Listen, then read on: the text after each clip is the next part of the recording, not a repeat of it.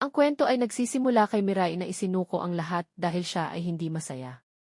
Gayunpaman, bago ito mangyari, siya ay iniligtas ng isang anghel na nagngangalang Nasa na dumating upang gawing masaya siya. Nawala ng pamilya si Mirai noong siya ay bata pa at inampon ng kanyang malupit na mga tiyo, kaya wala siyang kaibigan o pag-asa para sa hinaharap. Bilang paraan upang siya'y gawing masaya, binigyan siya ni Nasa ng mga gamit ng anghel, mga pakpak para bigyan siya ng kalayaan at mga pulang palaso na may kakayahang magpatawa ng tao upang bigyan siya ng pag-ibig. Ang mga ito ay dumating sa anyo ng mga halo at ipinaliwanag niya na tanging mga tao na sinasamahan ng mga anghel ang makakakita. Pagkatapos, lumitaw ang kanyang mga pakpak at siya ay lumipad ng umiiyak sa galak habang nararanasan ang kalayaang palagi niyang pinapangarap. Nilapitan siya ni Nasa at ipinaliwanag na sa mga kapangyarihan niya, magagawa niya ang anumang nais, kabilang ang kontrolin ang puso ng mga tao. Sinabi ni Mirai na ito ay gawa ng demonyo at ipinaliwanag ni Nasa na ang mga demonyo ay umiiral lamang sa mga puso ng tao, tulad ng kanyang mga tiyo na pumatay sa kanyang pamilya at pinalabas na isang aksidente lamang. Dahil dito, siya ay napasok sa pagkabigla at sinabi ni Nasa na kung gusto niya, maaari niyang gamitin ang palaso upang kumpirmahin ito. At mga kaibigan, tulungan niyo kaming palagin ang aming channel sa pamamagitan ng pagpindot sa like button at pag-subscribe sa aming channel. Marami pa kaming kapanapanabik na nilalaman na paparating na ayaw ninyong palampasin. Kaya magbigay ng thumbs up upang maabot natin ang layunin na 153 likes sa video na ito. At ngayon, simulan na natin. Pumunta si Mirai sa kanyang bahay kung saan naroroon ang kanyang tiyahin. Pagkakita nito sa kanya, nagsimula itong magmalupit.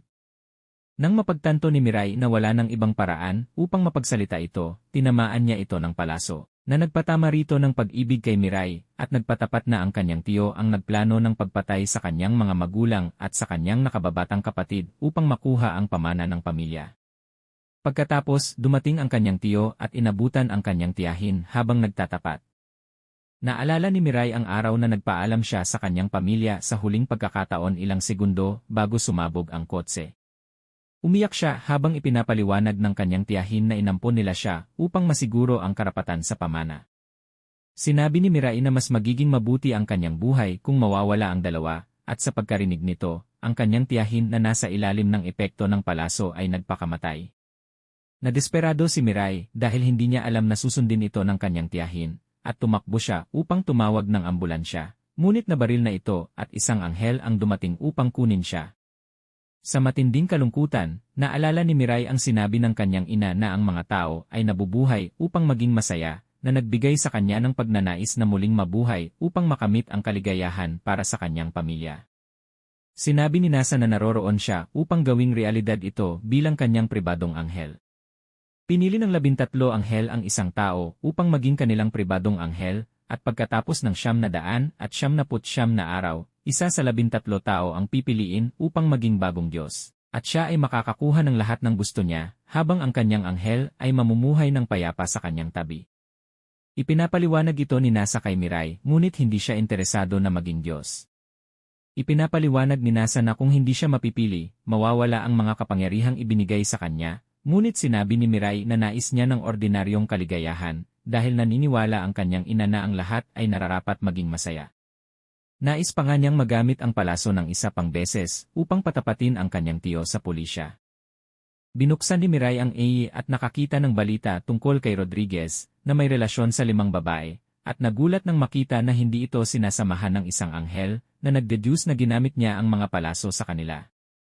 Ipinapaliwanag ni Nasa na ito ay lohikal dahil ang mga pulang palaso ay maaaring gamitin sa hanggang 14 na tao ng sabay-sabay. Nakaramdam ng awa si Mirai para sa mga babae at tinanong kung may paraan upang maiwasan ang mga palaso. Ipinapaliwanag ni Nasa na ang tanging paraan ay tumakas gamit ang mga pakpak na mas mabilis kaysa sa mga palaso, ngunit para sa isang taong walang pakpak, ito ay imposible, kahit na matapos ang 33 araw. Mawawala ang epekto ng palaso at hindi na muling magagamit sa parehong tao. Samantala, nagkakasiyahan si Rodriguez kasama ang mga babae hanggang sa biglang lumitaw ang isang lalaki, at tinamaan siya ng isang puting palaso na nag-alis sa kanya, na nagpatapos ng charm sa mga babae at nagpapatakbo sa kanilang mga buhay. Kinabukasan, habang palabas ng paaralan, nakita ni Mirai ang balita na si Rodriguez ay naalis dahil sa isang misteryosong dahilan habang ang anghel na responsable sa kanya ay inihatid ang kanyang kaluluwa sa langit. Matapos dalhin ang kanyang tiyo sa pulisya, ipinagdiriwang ni Nasa na siya ay mas malapit na sa kaligayahang ninanais niya. Ngunit hindi siya masaya dahil nag-aalala siya sa misteryosong pagkamatay ni Rodriguez. Biglang nagsimula ang isang balita. May nagaganap na pagnanakaw at 2 na ang naisalba ng hostage. Sa puntong ito, lumitaw si Metropolitan, ang lalaking nag-alis kay Rodriguez, at sinabi na naroon siya sa ngalan ng hustisya. Pagkatapos kumbinsihin ang mga pulis gamit ang mga pulang palaso, itinigil niya ang pagnanakaw, pinalaya ang lahat ng hostage, at itinuturing na isang bayani. Sa interview sa mga mamamahayag, sinabi niya na naroon siya para sa kapayapaan ng mga tao, at upang gawin ito, aalisin niya ang lahat ng mga kaaway na ipinadala mula sa langit. Sinasabi na pumatay na siya ng isa sa kanila. Ipinapaalam ni Mirai na siya ang nag-alis kay Rodriguez at binalak na alisin ang natitirang 11. Nagmamadali si Mirai at sinabi kay Nasa na lumayo sa kanya dahil magpapakita ito na isa siya sa kanila. Sa bahay, sinabi ni Mirai kay Nasa na tanggalin siya bilang kandidato dahil wala siyang interes sa mga kapangyarihan o maging Diyos. Ngunit ipinaliwanag ni Nasa na sa pagtanggap ng mga pakpak at palaso bilang isang pag-asa upang mabuhay, ang pagtanggi sa mga ito ay parang pagtanggi sa kanyang buhay at sa gayon siya ay mamamatay. Ang lahat ng napili bilang mga kandidato ay nawala ng pag-asa sa pamumuhay, mga taong hindi nasisiyahan sa lipunan at may kagustuhang baguhin ito. Ipinapaliwanag din ni Nasa na may mga anghel na espesyal na klase tulad niya na nagbibigay ng puti at pulang pakpak at palaso, habang ang klase 1 ay nagbibigay ng pulang pakpak at palaso at ang klase 2 ay nagbibigay lamang ng pakpak o pulang palaso. Bagaman maaari silang umunlad, hindi sila ang tanging mga nilalang na maaaring magbago ng mundo.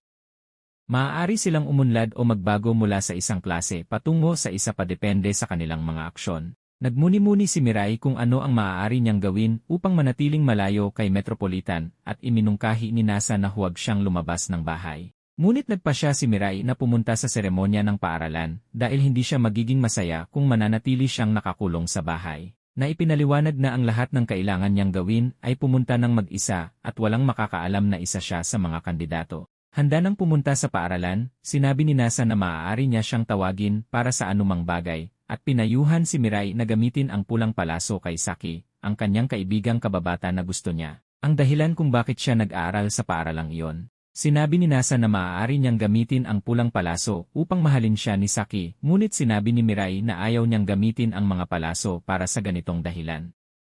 Kaya't pumunta si Mirai sa paaralan na